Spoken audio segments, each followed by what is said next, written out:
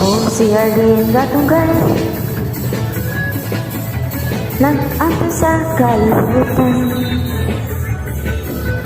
nang dami sa ibang bansa, kay nagtanaw sa kahintang sa ubang lugar. Oh, oh, oh, oh, oh, tigil langin ang kinabuhi ko. Mesyon diri, mesyon diha, ipatugutan kong may kwarta. Ang sweldo ipanghatag ra sa mga katawhan.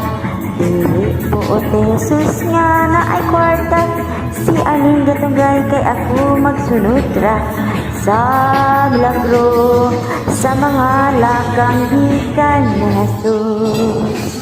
Di gid lalim ang kahintang ko, basta kay magsakripisyo, mag-atos lang ang misyon ko. Bawal pag yung trabaho, kay magsigir ang sulbat sa mga problema sa tibuok kalibutan. Ang problema sa tanan newscaster, sa tanan newsroom, sa tanan journalist, sa tanan news company. Watan kinig solution kung saon pagsulbat ng problema. Ay ay ay ay ay ay ay ay ay di yun lalim ang kinabuhi ni Arlene Gatunggal. Ay ay yeah yeah yeah yeah yeah yeah.